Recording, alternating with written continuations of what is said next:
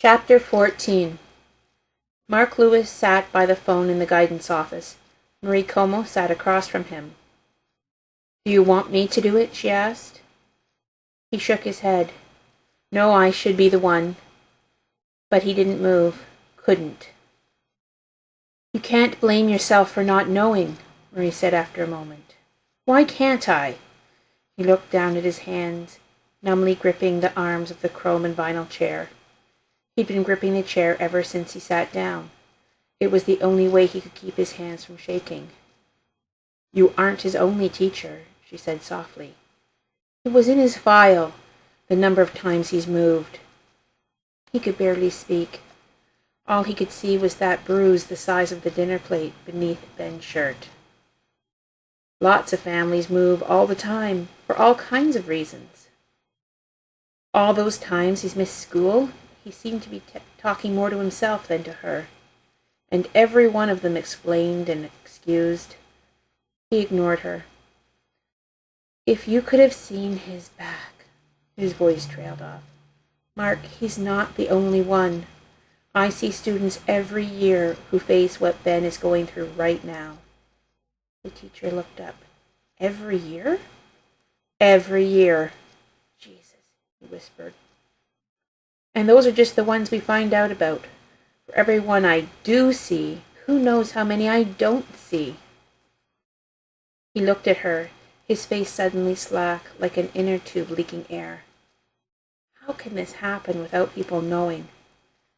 Marie reached over and put her hand on his shoulder. "The how is easy. Fear and shame. Kids seldom want anyone to know what's happening. Would you?" She sat back in her chair. "It's the who and the why that often surprise me. No two cases are the same. There are often similar elements, similar patterns of abuse, but each situation is unique." Lewis shook his head and gripped the chair arms even tighter. For all the assurances he'd given Ben in the car, this was all new to him. He felt like he was floundering in high surf. "He said I'd ruin everything if I told," he said quietly. "Of course you will. All the intricate lines of defense, the checks and balances. The whole house of cards will come down. Why shouldn't he be afraid of that happening? He's known nothing else."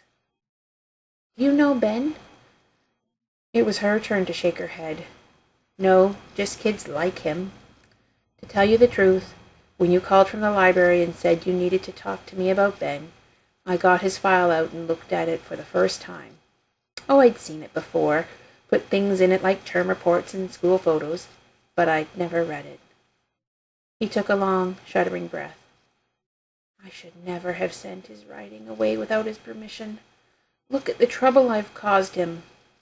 "Mark, you didn't cause any of this. You were only trying to help him, like you're trying to help him now." He looked at the phone on her desk. "I hope I'm doing the right thing. It's the law, Mark. You don't have a choice." "You don't have a choice." He wondered if Ben had told himself the same thing all those years.